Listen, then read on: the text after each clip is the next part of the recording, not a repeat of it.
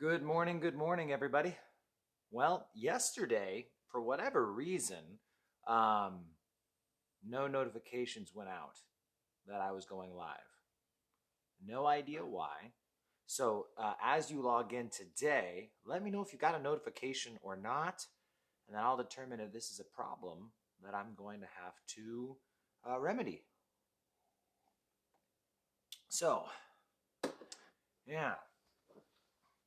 But yeah, if you got a notification or if you're signed up for notifications, then you should be able to let me know. The button's up there if you want to get notifications. I'm seeing you guys all logging in. So, hey, obviously something must be working. So, awesome. Hey, good morning, guys. And thank you for Tony and Raw. And oh, someone said good morning above them, and I didn't get to see it fast enough. You're all logging in too quickly. But hey, that's good.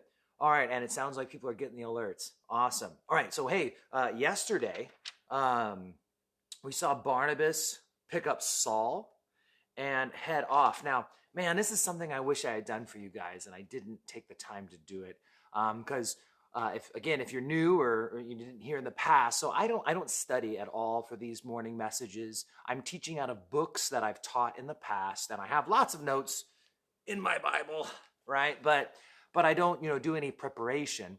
And something that would have been kind of fun to do is actually to get a timeline for Paul the Apostle. He spent 3 years, 7 years. Like if you do the math, I'm tossing a number out here that I might be wrong about, so don't hold me to it. Paul spent near 15 years.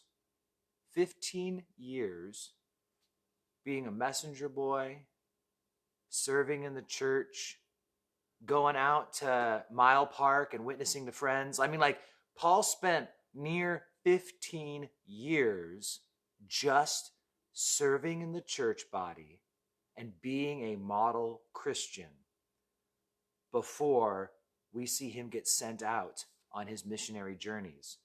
And so we're not even there yet. We're just finding that Paul is being brought from Tarsus to Antioch. So you know what? When we get up to later, chapter 13, where it seems good to them and the Holy Spirit to send out Paul and Barnabas, maybe I'll try and work on that timeline before them. But what's the big deal? It's this. It's that sometimes, I don't know, people get antsy and wonder, why isn't things changing? Why am I still here? Well, truth be told, not every Christian is dying to be used by the Lord, but many of us are, and we're just wondering, all right, Lord, like, what's my purpose? What are you using me for? Why am I here? And I'm thinking about it like, I've only been saved for like 15 years. So it's kind of interesting just to think like, everything up until now could have just been preparation for something amazing. When you look at someone like Joshua, right? Joshua fought against the Amalekites, right? And that was a big deal where he fought with a sword while Moses had his arms stretched wide, right? With Aaron and Hur up there. And that was a big deal. And Joshua was a spy, and he went in to spy out the land around age 40-ish. 30 to 50 in that window. And Joshua was in his 80s or 90s when God says, and now you're going to be the ruler of my people. It's amazing how sometimes, God sometimes takes a long time to prepare us for something amazing he wants to use us for. What if Paul had given up? Paul felt like, man, I really feel like God wants to use me for something important. I feel like maybe God has a use for me. And then after 2 years of ministry in Damascus or in Arabia, like he goes off, he gives up. Or maybe, remember, it says, if you back up, Paul went to the church at Jerusalem and James and the guys didn't even want to meet with him. What if Paul had just thrown in the towel? You know what? I'm not wanted. Obviously, God, I thought you wanted to use me. But these are the church leaders. These are the head honchos, James, Peter, etc. So obviously, God, I'm not your man. And Paul hung up his prayer shawl, whatever he would hang up, and then he just gave up. Paul started attending church 2 or 3 times a month, took a back seat and just called it quits. But then eventually, Paul stayed faithful. Faithful. Faithful. God is not looking for talented people. He's not looking for smart people, outgoing people, skilled people. God's looking for faithful people. And even yesterday, working with Anthony, and we were working together, and we were just talking about how it's like, Anthony, think of how many sermons of mine you've sat through. He's actually been with me longer than anyone, and actually been there with me since the beginning. He was with me before I was a pastor at the church. And so talking about it's like, man, even just sitting through one of these sermons, like today, what you are all doing right now, right? You guys are listening. I said, if you walk away with one thing, right? Like one new understanding about the Bible, God, theology, who he is, how he loves us. You take away one thing today and you log in tomorrow. Or like I told Anthony, like it's been over 5 years, man. You would have 250 better understandings of God if you took away one thing every time we went through. And some of those Bible studies back in the early days with the youth used to be 2 hours long. They were hardcore. But that's the faithfulness. Do you see, when you're faithful to attending church, to listening to the sermons you miss, that's a big deal because you can't always make it to church. And I'm not a big excuse giver for missing out, but you work on the weekends or every other weekend, or you work in the morning so you can only attend night, or you work in the midweek and your church has a midweek service, right? Whatever it is.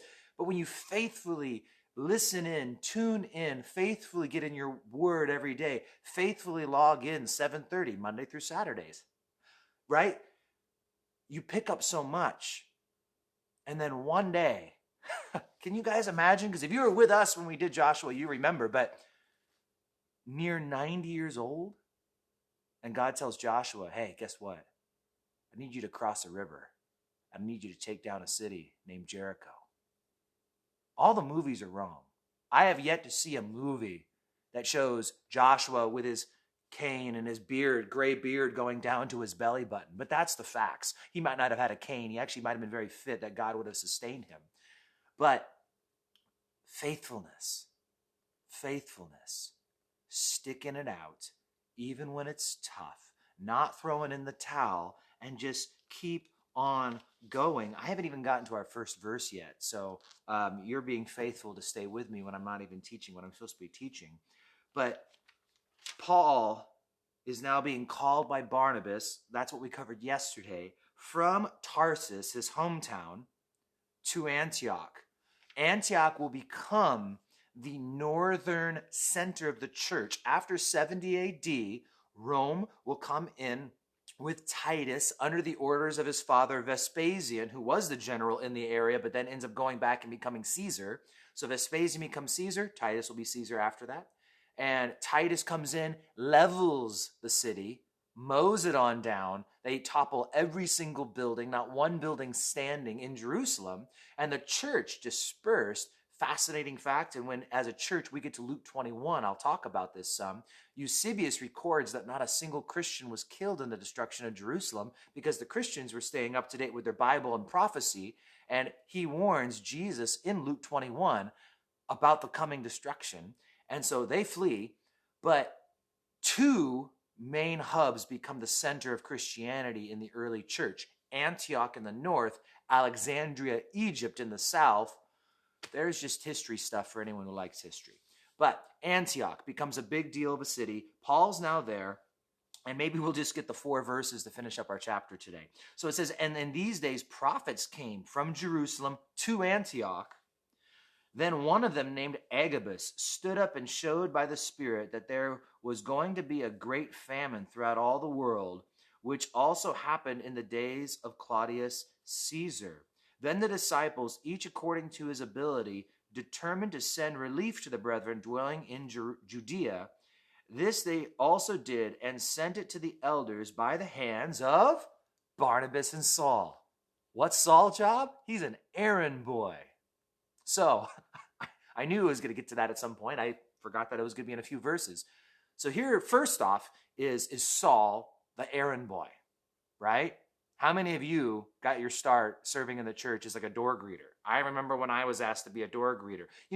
Grew up in the church. I did greeting and I did some Sunday school as a kid. But, when I was on my own and serving the Lord on my own accord, I remember being asked to be a door greeter. And then eventually I got asked to teach Sunday school. I taught Sunday school for 7 years. I don't know how long I taught Sunday school for. Calvary Ellensburg, 5 years, month on, month off. I got on the worship team. I was doing worship team and Sunday school simultaneously. Someone would come knock on the door and I'd have to get out and do worship. Then I'd run back and I'd continue teaching the kids. And then I got asked to teach a Sunday night service, a devotional in the park. I did Elijah being fed by the ravens at the brook, Cherith. I don't remember what I said, but I remember that's what I taught. And time went by, and eventually I actually taught when we were doing a full Wednesday night Bible study, I taught a full message. I remember teaching, I can't remember what my first message was. One was about the Trinity and the doctrine of the Trinity, and the other one was just, I think, the importance of defending the faith. I taught, topicals, but I was emphasizing, doctrine and stuff.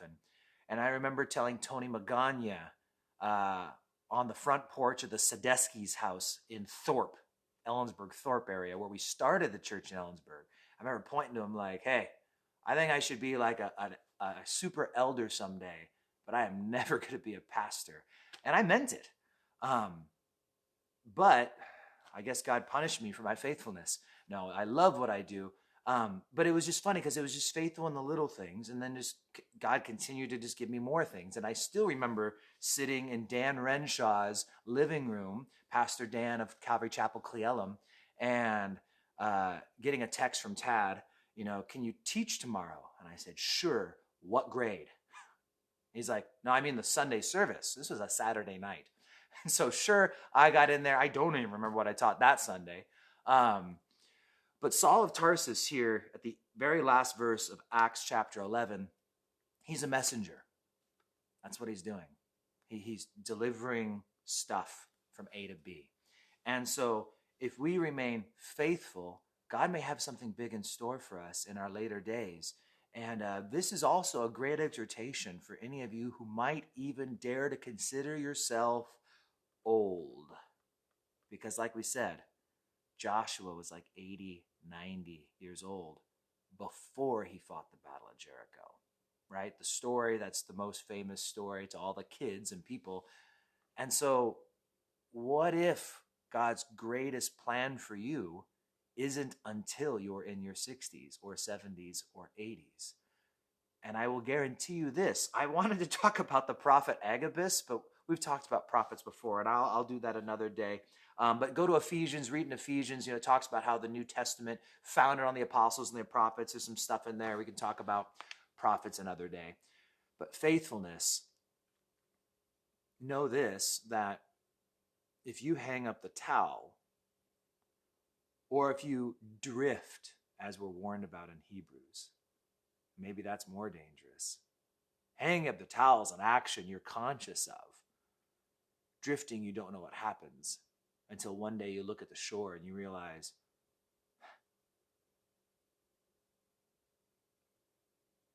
I'm nowhere near the dock anymore, am I? And it comes out of nowhere. So, stay faithful in the little things. Keep on going. And God might have amazing plans for you. But you've got to stay faithful. Remember, again, Saul, it's going to be about 15 years. I promise you when we get to chapter 13, I will work out a timeline. Maybe I'll do it right now and I'll write it in my Bible so I can give you the exact dates. But stay faithful to the end. And I hopefully, for some of you who can and are able and faithful, I will see you guys tomorrow morning. Saturday means you actually have to wake up. God bless you guys. Have an amazing day.